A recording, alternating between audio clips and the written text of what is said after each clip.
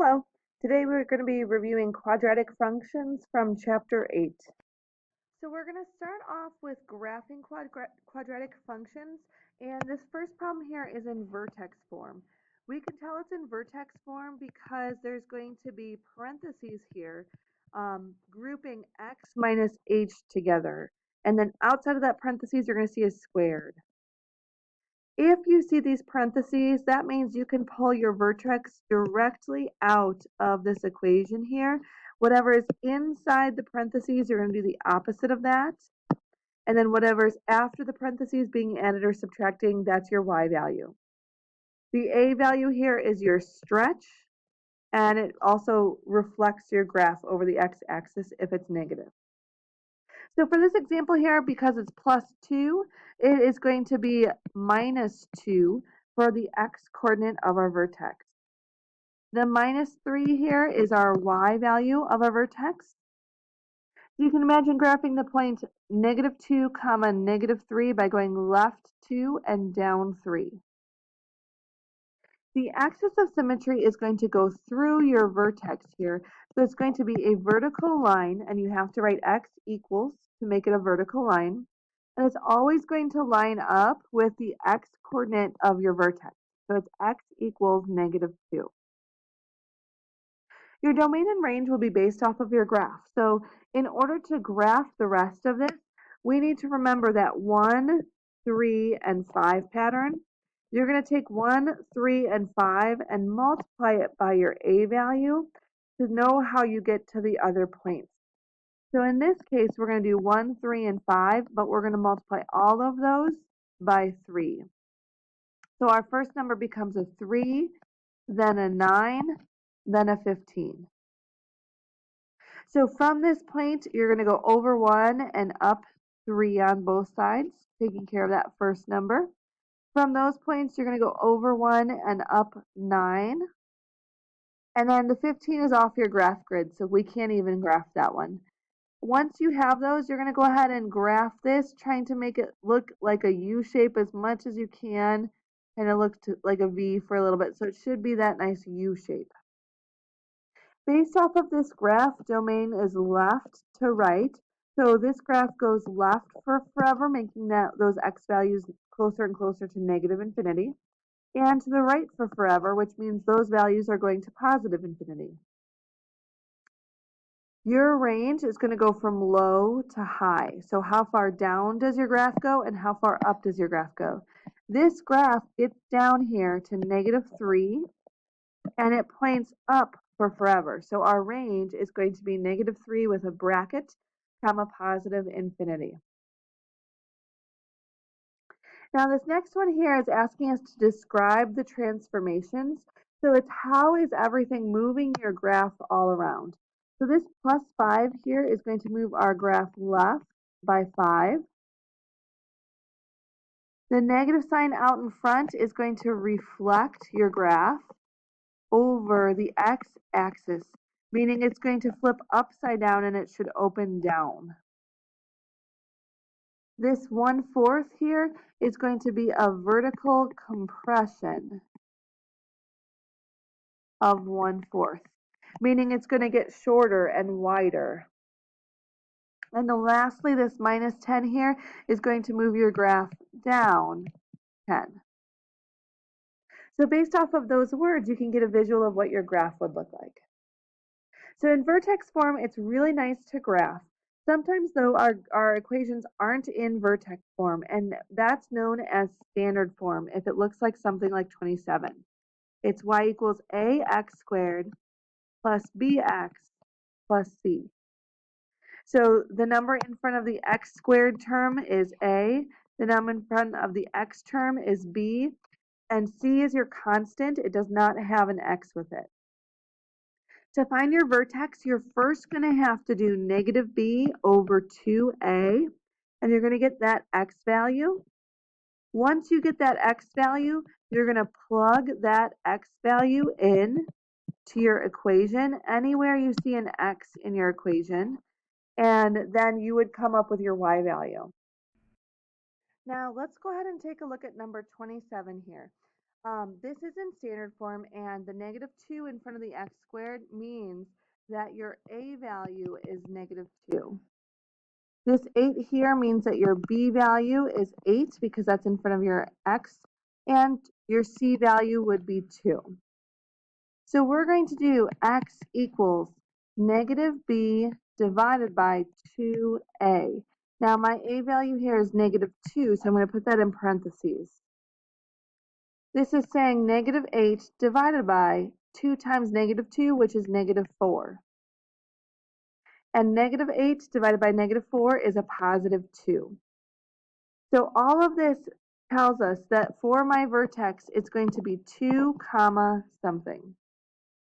To figure out that something, we're going to take our equation. So -2x squared plus 8x plus 2.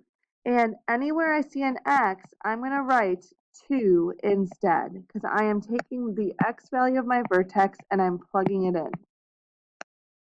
So you can do this on your calculator or you can do this by hand. Order of operations says we have to do the 2 squared first. So we're really doing -2 times 4 and 8 times 2 and 2. So we have a -8 plus 16 plus 2. That combined gives us +10. So I'm going to zoom out a little bit so we can see our vertex should be at +2, +10. This makes our axis of symmetry x equals 2. That's always going to line up with the x value of your vertex. My graphing pattern is 1, 3, and 5, but I'm going to multiply all of these by -2. So my new pattern is down 2, down 6, and down 10. So from this point, you're going to go over 1, down 2, over 1, down 6,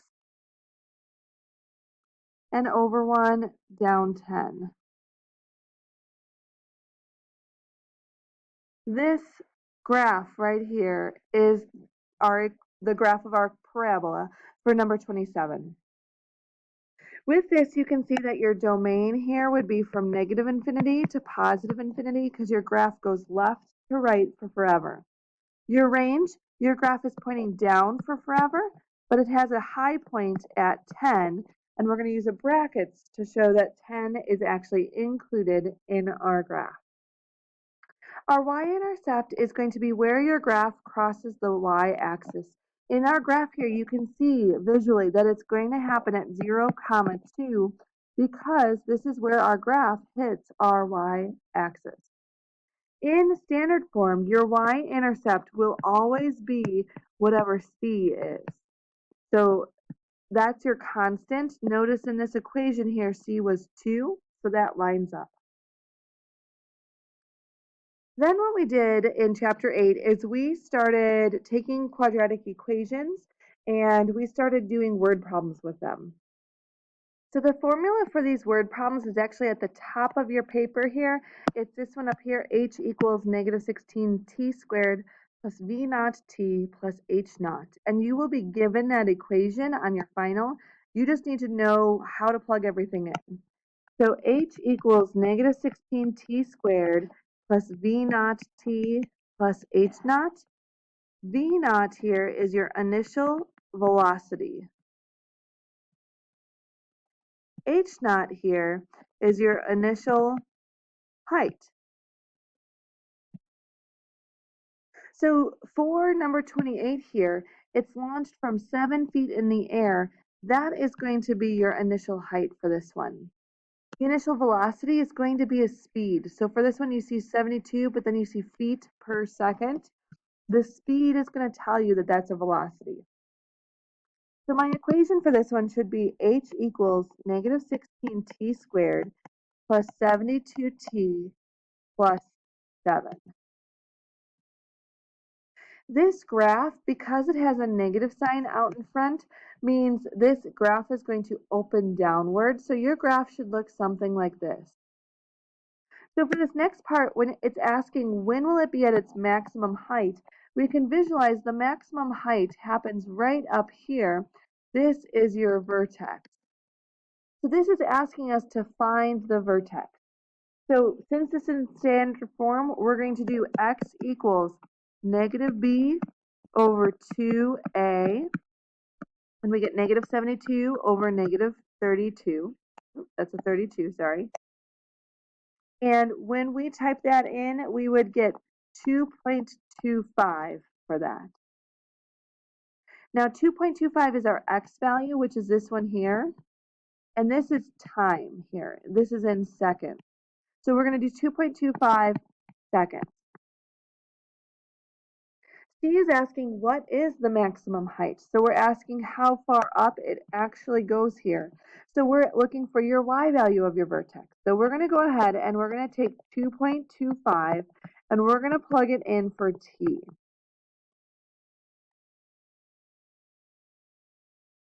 So you can go ahead and just type all of that in, all in the same line in your calculator and hit enter.